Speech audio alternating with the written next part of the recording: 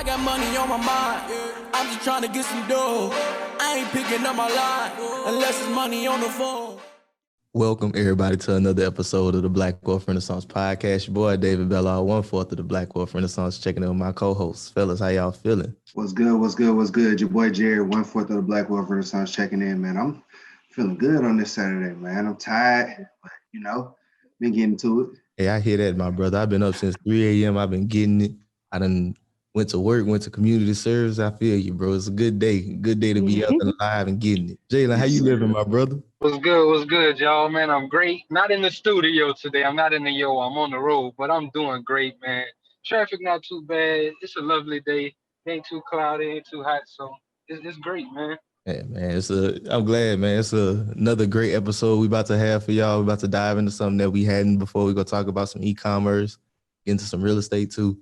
But before we hop into everything and I introduce our guests, I gotta ask everybody, as y'all know, make sure you like, subscribe, rate, comment, wherever you are. This is your first time listening, viewing. Thank you. Leave us some feedback. Let us know what you're thinking, how you feeling about the content. It helps us grow, and we want to make sure we're giving y'all the best content possible. Now, with that out the way, I definitely want to hop into what we got going on with our guest today. So today, we have a young lady up out of Birmingham, Alabama. She is an entrepreneur and investor, the owner of 24/7 Watches, Miss Mya Billingsley. Mya, how you doing? Message. Oh, damn. Message. I fat fingered it. How you doing, Mya? I'm good. I'm happy to be on the show. Thank y'all for having me. Thank you so much for coming on. We appreciate you coming on and just come and chop it up with us. So Mya, the way we normally start these things, we just want to ask, like, I guess, to basically get like a brief introduction to yourself to the audience and kind of how you got started with entrepreneurship. Okay. So my name is Mya. I'm from Birmingham, Alabama. I almost said 20. I'm 30 years old. Just turned 30 last month in October. So I'm getting used to saying 30 now. Born and raised in Birmingham. I went to Tennessee State University on a golf scholarship. Actually, I've been playing golf since I was 7. So I got a scholarship to go there. So shout out to TSU. I have a degree in economics with a minor in psychology. Right now, I still have a 9-to-5. I work in sales for a very large telemarketing company.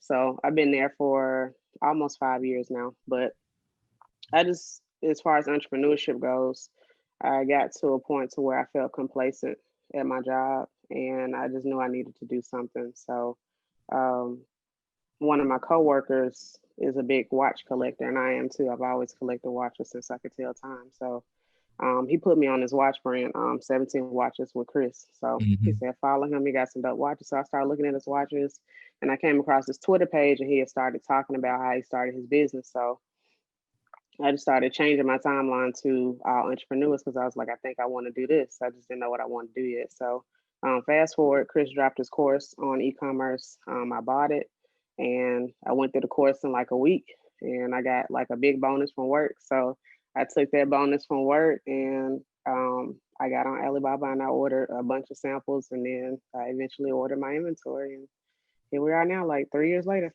So I love it.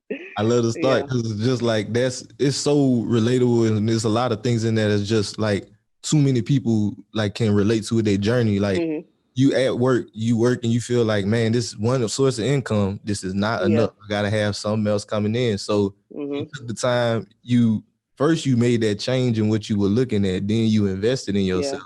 And now look, you still growing, scaling the business and just working at it. I love it. I had a question from that story. So what were some of the first things, like pitfalls and difficulties that you had to overcome with that? With the watch business? The hardest thing for me to do was finding a target audience. That was the hardest thing.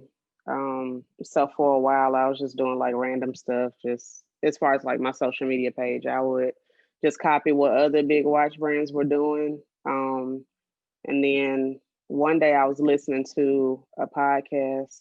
I forgot what podcast it was. I think it was Millionaire Mindset with Zay. I was listening to his podcast, And I forgot who was on there, but anyway, they was talking about rebranding. And then I randomly thought about 2 Chainz. I was like, 2 Chainz used to be Titty Boy, and then he just rebranded and blew up. I was like, I can rebrand too. And I was like, well, on my personal page, I always talk about building wealth anyway, so I'm gonna just change my brand to that. It'll flow better. So I wiped my social media page, like my business social media page, and um, I just renamed all my watches after wealth principles. So you got the fortune, the equity, and the principle.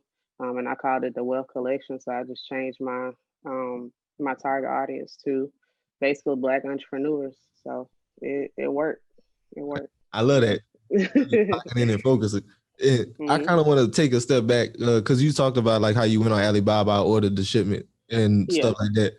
Can we just kind of talk people through that process a little bit? Like, so like, what is Alibaba for somebody that's not familiar, and like, why'd you go there? Okay. So I went there because Chris recommended it, of course. Shout out to Chris. But Alibaba is like, I guess eBay. That's how I was, it's eBay for everything. So you can order whatever you want out there.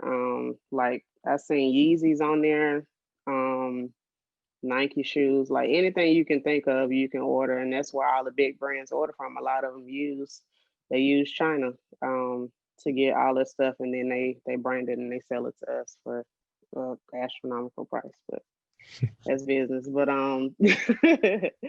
But going through all the watches, it started to get overwhelming because of course it's so many watches. You got women's watches, you got men's watches, and then you can, get watches that are like unisex. So I ordered so many samples.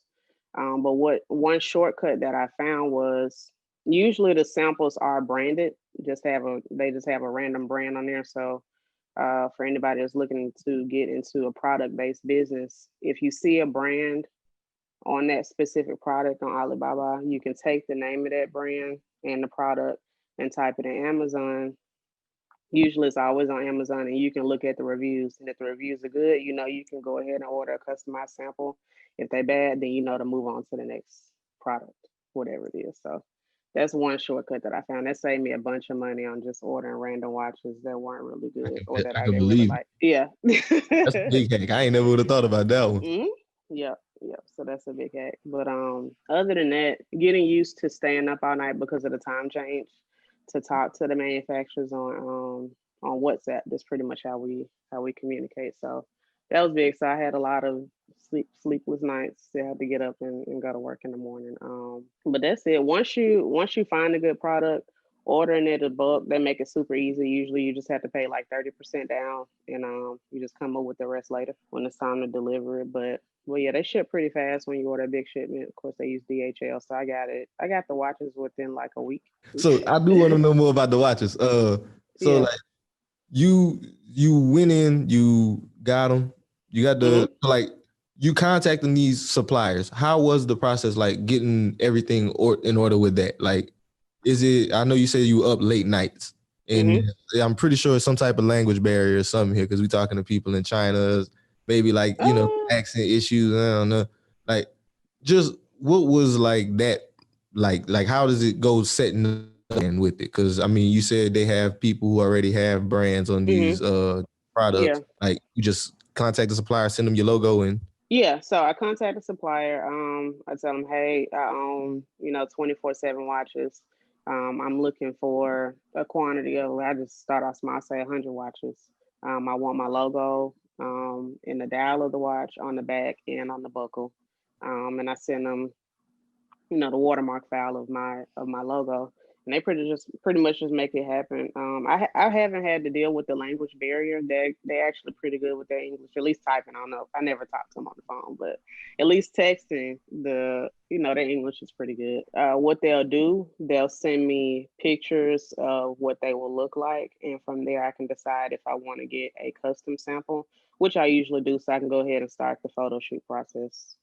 So get a custom sample, and we negotiate the price, and they send them. But it's pretty straightforward. It probably takes me about, with a good manufacturer, maybe about 2 weeks just to iron out all the details and get them down to a price that I want, because not only do they supply like the watch, they supply my packaging too. So I have to make sure that they get the logo right on the packaging and everything. But I would say that's the easiest part, talking to the manufacturers. It can be overwhelming if you're dealing with more than one, Mm-hmm. but that's really the easy part. So what you're doing, Maya, it's Hmm. white labeling, correct? Yeah, Okay. I yeah. have So a I question. put. Could you break Mhm. down what? Could you break that down for the listeners? What's white labeling versus drop shipping? Yeah, so with drop shipping, you have a warehouse that just ships your stuff, and it's not, you can't put like your personal branding on it at all. And a lot of times their shipping times can be like 10 to 14 days. Whereas with me holding my own inventory, I customize all my boxes and everything. I get it out to you within 3 to 5 days. And I say that, but I really deliver it in like 2 days because I use priority shipping. But yeah, so that's basically the process. You customize your shipping and you have full control over when your customers get it. You can keep track of when they receive it. So it just depends on what your preference is between drop shipping and holding all your inventory. I prefer to hold all mine because I have full control and I want to make sure, that my customers get what they want. So that's different. I hope I Yeah, answered that I like correctly. that answer Yeah. too because I like one thing you said in there where Yeah. like you'll say you use the priority mail and you'll tell them 3 to 5 days because that's another thing too. Like that helps your Yeah. brand whenever Hmm. it comes to actually holding inventory versus drop shipping. Because like you're Right. saying with drop shipping, you don't have any true control over the means of Mm-mm. production or shipping. You don't have anything, but Right. the way you hold your product, you can Hmm. actually So Exactly. with that, now that like you got your product, you got your stuff from the people. Like Yeah. how did you get off the product? Because I guess that's everybody big fear about hopping into the game, right? They like, oh man, what if Yeah. I buy all this stuff and I can't sell it? So of course, I marketed on my social media. I played around with Facebook ads. I had some success with it, not a lot. I know how to set up my Facebook ads properly now. I got a course for it, so it's cool. And just promoting on social media, I would post like maybe 3 to 4 times a day, and I would, whoever was like in my niche, like my target audience, I would go and comment on that picture. So like for example, I can go to y'all page and look at who commented or who liked y'all's post.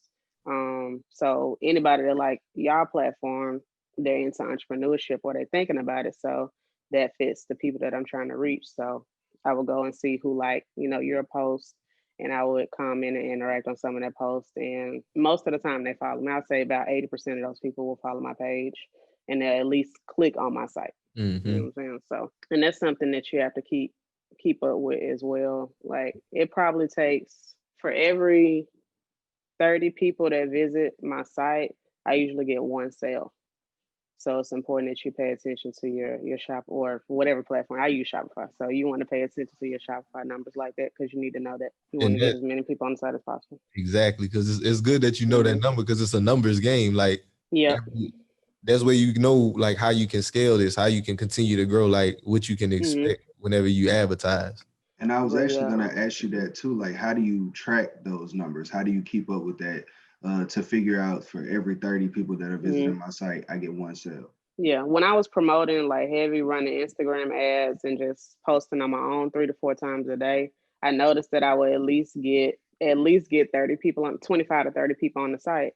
And I noticed I would at least get one sale for every 25 to 30 people on the site. So Shopify does a really good job of showing you those numbers, all the analytics and everything.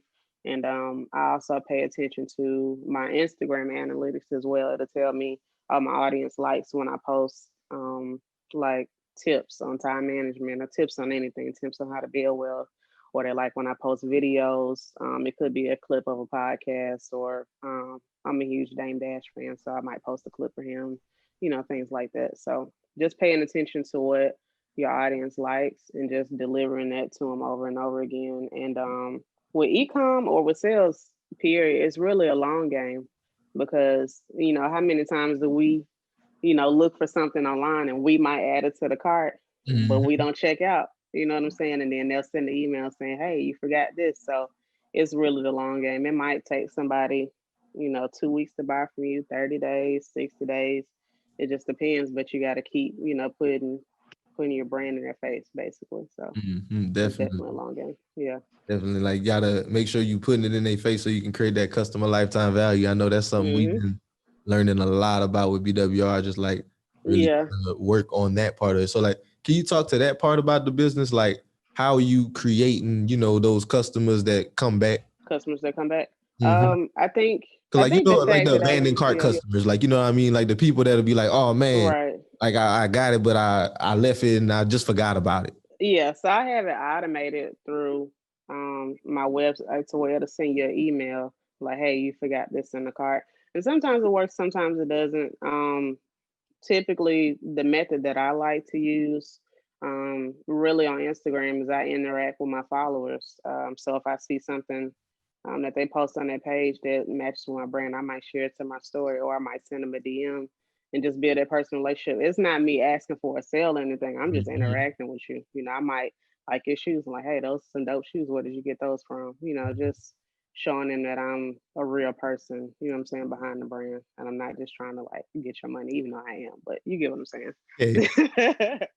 No, but like that's super important. Because we talk about that again a lot with social media. Everybody wants like, to get on social media and make money, but they gotta understand that it is still social at the end of the day. Like whenever you talk to people, you provide value, you create relationships. Exactly. That's where the value comes in. Yeah. So I just think it's really important to keep that relationship, because they'll remember you like, oh, she told me, happy holidays, and she commented on my son's picture, whatever. People remember that. Yeah, because the big brands, they're too big to do that. So we got to set ourselves apart as smaller brands. Yeah. Message. I ain't fat fingered at that time. Now, what I like that though, like finding that niche within, a niche. It's like, okay, cool. I'm in here where people, are interested in watches and that they want, this, but I'm gonna also separate myself from the big brands by being more like human, being more like interactive with my customers and stuff. So that's really cool. So Mya, I'm trying to think about something else with this e-commerce thing. Like, so with your store, you figured out the formula. Like, okay, this is how many people I need to get a sale. Like, did you, after figuring that out, like, what was your game plan like for somebody who trying to make a sale? Like what was your like game plan? Like, how did you set it up? Like, okay, this is what I'm going to do to make these sales, like with these channels. Honestly, I really didn't have a plan. That's something I need to work on. I need to work on being a better planner. As an entrepreneur, you have to plan, and you have to plan for the unplanned. But I was really just trying stuff. I was like, I'm gonna just try to post 4 times a day, interact with at least, maybe comment on at least 25 pages within my niche, and I'm gonna see what happens. And that was the result. I can consistently get, 30 people to my site if I post 3 to 4 times a day and get at least 25 comments on people's pages. So that's the formula. That's it. You just keep doing it and try to double it. It can be a lot, creating all the content and posting it. Even if you use a scheduling app, it can get overwhelming if you're doing it by yourself. But if you can outsource that, I would say definitely do it so they can double your numbers. So, just try to get it to like 60. And with those 60, you might get 2 or 3 people to buy something, but I was just trying random stuff. And I just figured out what worked for me and just kept on doing it. That was it. I didn't plan it at all. Through that process, were you kind of playing with the prices of your product? How did you know that you priced your product at a good price point? I priced my product based on basically on one of the other brands that I used to shop with frequently. And I think the price point is good for where my watches are right now. So I just based it off that, and it worked. Every now and then I will run, like a $50 sale. I would get a lot of sales off on that. So of course people like the flash sales, but and also for the quality of the watch, I mean, because you can spend really whatever you want on a watch. So for mine to be priced lower and the value that I bring, I think that set mine apart. So like if you order a watch from me, I remove the links for you. So like as soon as you place the order, I'm gonna text you for your wrist measurements or if you don't have like a tape measure, I can really tell. Like if I look at a picture of your wrist, I know how many links I need to remove, or if I, have to remove any at all. So I think that type of value will make somebody want to order more. And it's like, oh, they only charging this. I'm definitely gonna order, and they're gonna come back, or they might order 2 or 3 watches at a time. Because I provide all that value, and I'm gonna get it to you in like 2 days. So Key, provide value. Looking to serve. That's you had 'cause I don't think something. any other watch company was doing that, removing the links. I was like, yeah, I know nobody doing this, so I'm gonna start doing it. Differentiation for sure. Yeah, because I don't know nobody that. So like, do you let them send it back too, or like they're just like beforehand? You always just do Well, it yeah, before. beforehand. Yeah, so like if you order a watch from me, I'll see the order and I text you, thank you for, supporting the business. And I ask you for a picture of your wrist or the measurements. Most people just do the picture. So I can tell by looking at your wrist whether or not I have to remove links or how many links I need to remove. And I just remove it and I send it to you the next day. It's Yeah. really But dope if too that somebody you needs to picked up send it that back, they skill. can. Thank you. Thank you. Yeah, just YouTube, man. Like it's really easy. And I used to work at Macy's part-time, like in undergrad. So I used to work, they called it like the fashion jewelry section with all the watches. So they actually taught me how to remove links anyway. So I knew how to do it already. It's a little different dealing with wood watches, but it's kind of the same process. So it's super easy. It's not hard at all. Because I know a lot of people don't wear their watches for a long time because they don't feel like going to get the links removed. They don't know where to go. Like I used to go to the mall and get mine removed all the time for like $10, but I just bought the kit for $10, and now it's easy. But yeah, I wanted my customers to be able to put on their watch as soon as they get it. I didn't want them to have to wait to get the links removed. Like you said, added value. I love it. I love it. I love it. I love it. So Maya, I do kind of want to hop into the other part of the things you were telling us before. Like before we got on, we were just talking. You told us that you just recently got into your first mobile home investment. Our brother Jared also, Yeah. he got his first mobile home flip going on. Oh, cool. First Yeah. off, congratulations. We love to hear. We love to see new investments. So can we talk to the people about your journey with this? Like how was how was the journey of finding it? All that. Yeah. So the journey of finding it wasn't that hard. I do have a business partner. Shout out to Jonathan. So he actually found the home, and I went out and looked at it, and we decided to go ahead and get it. It was on a wholesale deal, but what got me into mobile home investing, I think I ended up following so many pages on Instagram. But anyway, I stumbled across Mobile Home Elite Investors, Byron and Charney. Shout out to them. So I stumbled across their page and I just started following them and going to their free webinars on Wednesdays. And then I found this, I was like, you know what, I'm gonna go ahead and do it. I like the returns that they're seeing on their investments, and I grew up around real estate anyway. So I'm gonna just go for it. So I ended up meeting Jonathan through a professional network that one of my friends invited me to. He said he was into it too. So we talked for a few months, and then he was like, hey, what do you think about us, going in together on some deals? I was like, let's do it. So that was it. We've been business partners ever since. So we've really been going through hell on this first deal. We've had this home since July, and at first we were just gonna just sell it as is because we was getting a lot of inquiries on it. But we had so many deals to fall through on it because of, a million reasons. So then we decided to fix it up. So we put new floors in, new paint, just fix some knick-knack stuff in there. And it turns out the floors actually ended up bubbling because the subfloor was bad, which we kind of knew. But if we had replaced the subfloor, we would have been in the hole. We wouldn't have been able to get that money back. So we just had to do what we had to do. But anyway, we got somebody willing to just move into it because they're in a bad situation right now. So they just need somewhere to stay. So we'll be closing on that on Monday. So they're gonna do a rent to own. They should be done paying for it in like a year and a half. So excited about that. So finding a mobile home is easy. But we just made a lot of mistakes. Even though we went through the course, it's so different once you get out there and you start doing it. You get excited and you forget certain things. But I would say one thing where I messed up at, we should have had the home inspected before we bought it. That was the biggest mistake. if we would have done that, we probably would have passed on the home. Honestly, we would have got something else, especially for a first deal.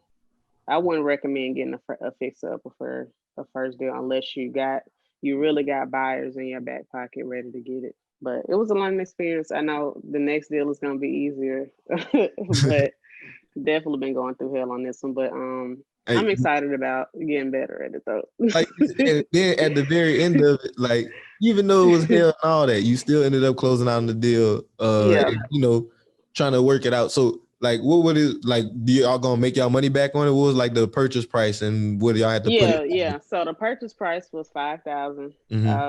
We put about 13 total into it, so we got under contract for 20K. We'll do pretty good on it. We just ready to be done with it because the park been making stuff difficult. So it's a lot of stuff, man. But you got to keep going. That's what entrepreneurship all about. You just gotta either it's gonna work or it's gonna work. So that's it. I know with Jalen and I, we was trying to wholesaling prior to BWR really taking off. Okay. That we were doing this, and we actually had got a trailer under contract ourselves. But we was trying to we had fell in the same situation as you with that. We ain't had no buyers, right? So we ended up being like pressed for. We like, man, they don't want that much money. We could just buy it ourselves. So like we were connected investors. We trying to find funding. I'm on that too. Go to connected investors. Don't mess with them. And we ended up like messing with this real. Don't fuck with Donald Thompson. Don't fuck with him. We ended up fucking with this real shady ass lender, and like they're sending the stuff over, and we ended up like we sent them some money, and then they was like, hey yo, okay, I just need you to send me this, and then we go start. And then after we sent it to them, they're like, I'm gonna need you to send me like what it was like. We was like 1,200 the first time, it was like 2,600 the next time, and then after that they was like, oh yeah, I'm gonna need like. Then they needed another thing to do the fucking underwriting. I was like, hell no, man, y'all playing now. Yeah, like, now. But like you said, that goes to just that not knowing. And a lot of times when we talk about entrepreneurship, you know, we talk about like we like to interview a lot of experts, entrepreneurs, and stuff like that in different. People. But like that journey of it is still so true and it's so real in that like none of us all have it figured out. Even the person that's like they an expert in their field, they don't have everything figured out. Like it's gonna be things that's gonna go wrong. It's gonna be things that's gonna go left. But like you said, it's all about keep going. It's either gonna work or it's gonna work. Yep. Exactly. So you just got to be resilient. And I think as entrepreneurs, we go through so many emotions. Especially from a mental health aspect, because I have days where I don't feel like doing nothing. I don't want to go to my 9 to 5.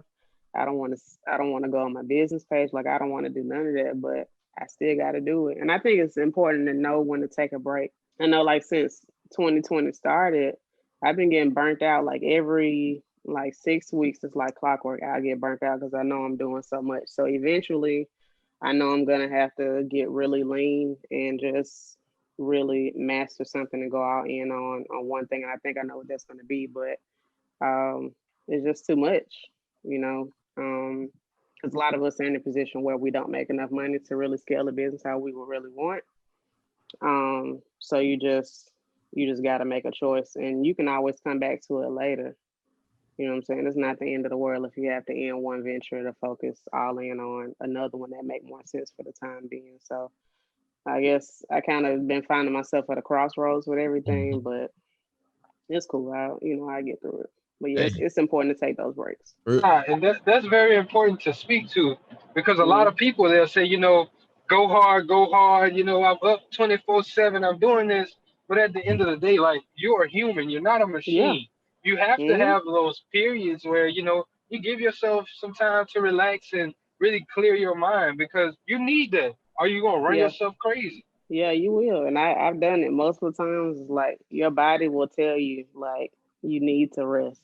So how do you kind of like refresh yourself? What do you do whenever you feel like, okay, this is too much for me? How do you know that? Like, what do you do as an entrepreneur to get yourself back into the groove, back to wanting to get it? You say, okay, well, to keep it PG. You don't have to. This is Yeah, you can say whatever you want to. not for kids.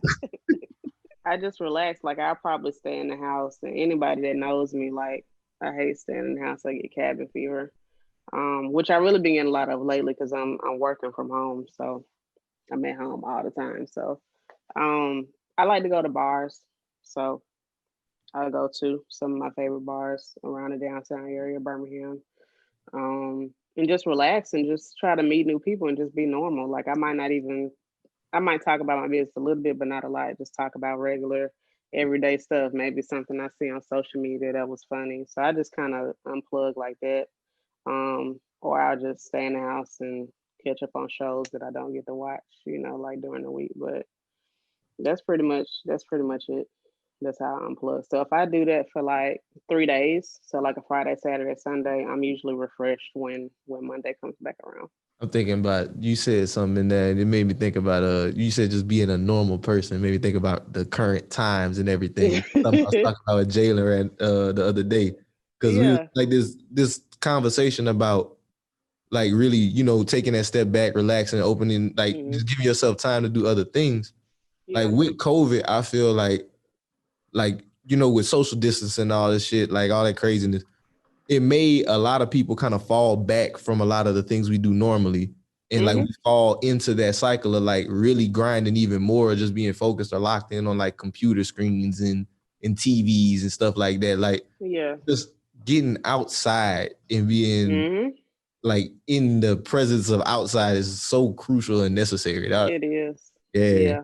And I wish I made more time for golf because I play golf too, and I said I was gonna make more time for it this year, but I didn't. I wanted Just to been so talk to you busy. about that. I wanted Yeah. to talk to because I noticed you said you went to school on a scholarship for golf. I did. How did that come about? Like, how did you find yourself in that sport? Let me see. I started when I was 7, so I went to private school most of my life until I got to high school. So my school had a golf team, like a sign up sheet that's like, hey, who want to sign up for the golf team? And I was like, okay, this was back when Tiger Woods had like a heavy influence, like back in the like late 90s.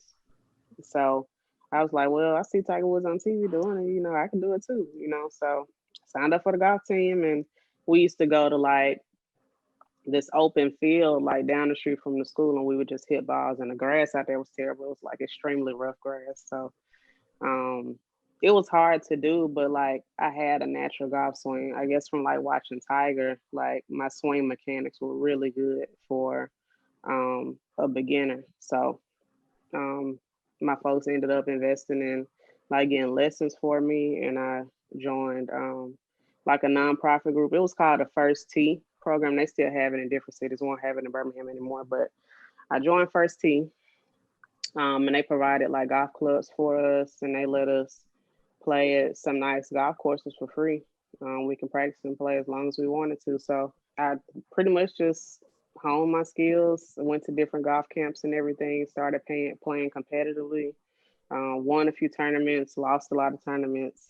I wanted to quit golf for a while because of the racism that I experienced on the golf course. Like, I was gonna ask about that. I was gonna ask about like being black in that environment. Yeah, That's so, exactly why I asked this, because I have so much questions about it. Yeah, well, I don't know if black men get it a lot because there are a lot of black men that play golf, but it's rare that you see black women playing golf. To be honest, I don't see many black people playing golf. Like, you don't? I do more so now. Really? I think it's a thing. I see a lot of young black professionals trying to take up the game now.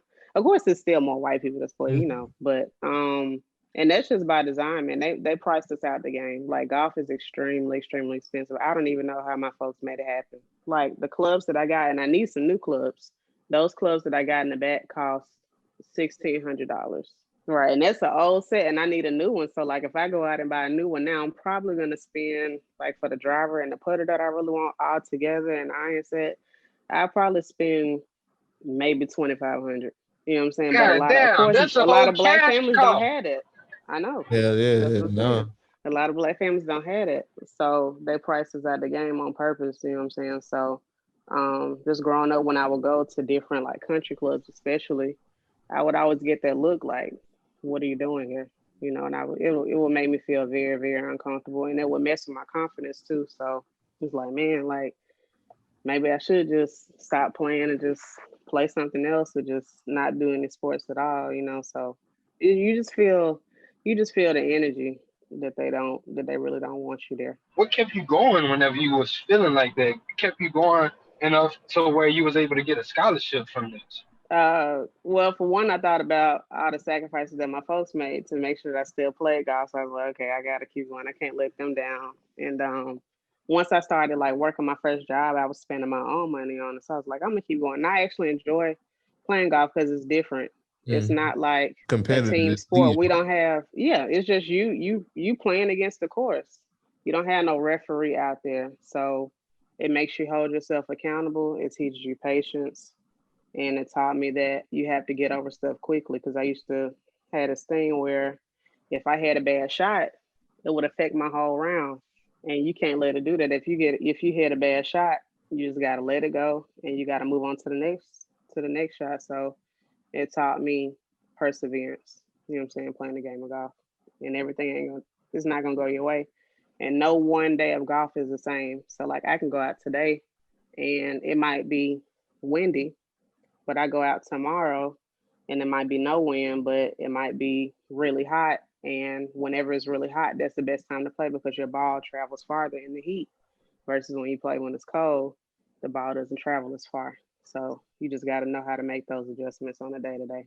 But that's really what kept me going, and realizing that it would be easier for me to get a scholarship playing golf, because black girls don't play golf. So like I can easily get a scholarship. You know what I'm saying? So I think my mom reached out to TSU, and the coach at the time came down to see me in Birmingham. It was cold too.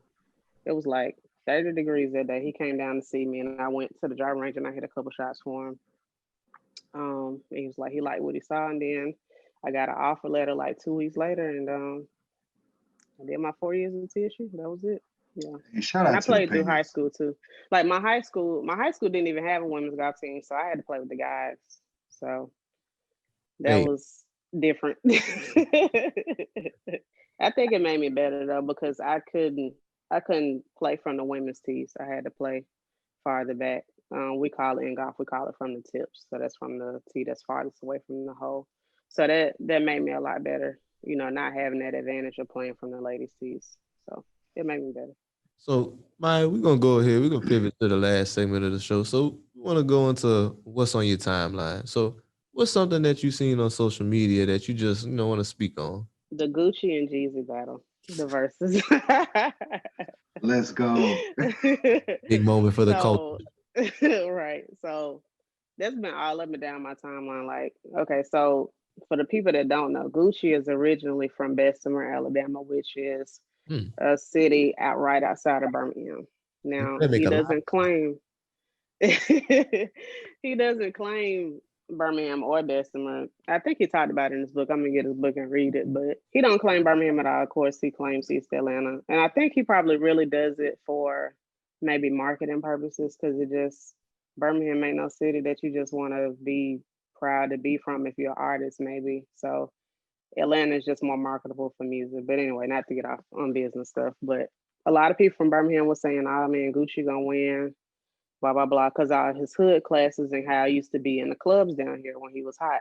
I was like, yeah, but Jeezy just made better songs and he made better albums, and Gucci didn't Lot do for that. you. Gucci Man, cool, but like I Yeah, know, like when it comes to his music, his approach to music, I never was the biggest fan of his approach to that whole. yeah, I'm gonna make a bunch of tracks and just put them out, put them out, put them out. right, Like, there's no real quality control on that. And then he really just exactly. was trying to Jeezy put diss out. Jeezy too. I Of mean, course, yeah. yeah. I knew he was gonna be petty. That was really the only reason I watched it. For I'm really more familiar with Jeezy's catalog than Gucci's. Um, they play Gucci a lot, like my freshman year in college, but because that's when Bricks was out back in what, '08. So yeah. Um, so they was heavy on Gucci at that point. But like Jeezy actually made good albums, and Jeezy didn't even play like a lot of big songs like Super Freak. He didn't even play that, and he I still was waiting killed on it. that one. Me too. I was like, oh, I hope he played that song, but yeah, that's what's still on my timeline now. People arguing like, oh, Gucci won, no, Jeezy won, and Then when Jeezy brought up he owned half of Atlanta, LLC Twitter went crazy over that. So Oh yeah. Like I like it. I like that movie just because like what it ended up leading to with the whole just the idea of me when it comes to like with rap, that whole culture of materialism. We in here, we buying chains, we measuring our work with bling and these brands and all this shit to like, okay, look, I'm an OG now. That shit was cool when I was 20, but I'm trying to talk about something different now. I'm trying to talk about this different things because like that's the message that we on, and like that's the thing we really like to see out of the hip hop community, like that change. Like because to me, like you just look at our music, what's pushed out the most is not the most beneficial to us. Not at all, and that's on purpose too. We all know that, So I appreciate the rappers that do talk about building wealth, like rest in peace Nipsey Hussle, other rappers like Rick Ross, that talk about stuff, and Jay-Z. He gave out plenty of free game. You know what I'm saying? Well, $9.99 game on on 444. So yeah. Hey man, I thought that was a good battle, but only because of the fact that I don't know. Overall, in like a general sense, because I'm here with Black Wealth Renaissance. I do agree. You know what I'm saying? I'm happy to see Jeezy has elevated and matured. But at the same time, I do just want to put out there backstory. I could definitely understand Gucci being petty, considering the fact that Jeezy tried to get him killed, allegedly.